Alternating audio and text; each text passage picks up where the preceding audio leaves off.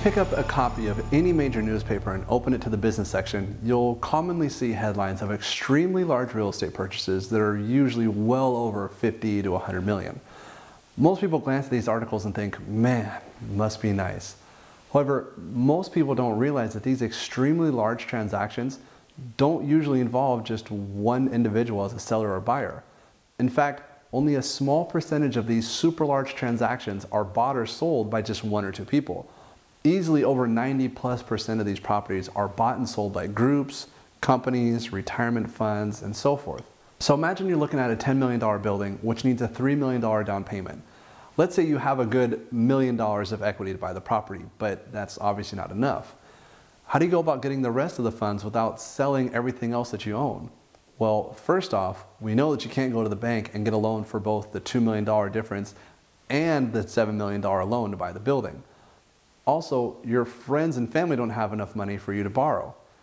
Instead, your real estate broker mentions to you that they know of a few individuals that look for properties just like this, but they don't have enough money to buy their own place as well. At this point, the best chance that you and the other individuals could have in buying this building is by forming a syndication. Syndication is when two or more individuals pool their money together in order to buy one or more properties. They usually do this by forming an S Corp or C Corp, but most commonly they form an LLC, which I defend in my LLC versus TIC video. Once everyone has their money ready, an attorney will draft a private placement memorandum, or PPM. This is basically a document that states that no one is draining their bank account, they understand the risks involved, and so on and so forth.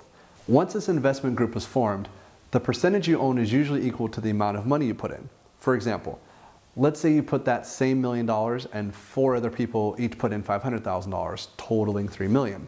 Unless otherwise agreed to in writing, you would own 33.3% or 1/3, and everyone else would own slightly more than 16.6%, which is about 1/6.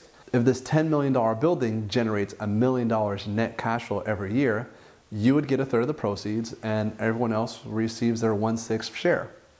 The biggest problem when forming a syndication group is when the what ifs start happening.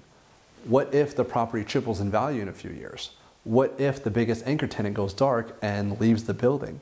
Who's going to put more money into the group to cover the losses until you find another anchor tenant? What if one person wants out of the syndication group for personal reasons? Who's going to be allowed to buy them out? These are just some of the what ifs that could happen. This is the reason why you have an attorney draft a general outline of the prospect goals called a prospectus. It identifies what type of property you plan on attaining along with many of the common what-if scenarios and solutions outlined beforehand.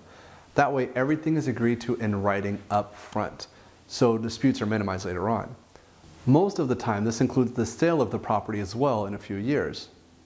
Once the group has the PPM stating that people are not risking their entire life savings and the general goals are outlined, the broker will go out shopping. Once there's a property that has been identified, who makes the decision to make the offer? Beforehand, there will usually be one person along with the broker to make most of the decisions. Again, the reasons for this is to streamline everything so there aren't 5 different opinions when everyone wants the same ultimate goal. The property is then purchased, everyone's money is pulled together, and the returns to each investor are divided as specified in the months and years as they continue on. The great thing about syndication is that you don't have to put all of your own money into one single property. You can spread it out to minimize your risk.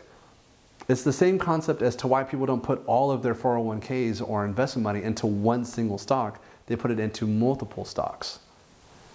So along with spreading your risk out so it's not all in one project, you're also able to buy some of the sizable, stable real estate properties most individual investors can never afford. Or you could be involved in some larger stable deals along with some more profitable yet riskier deals as discussed in my value add properties video.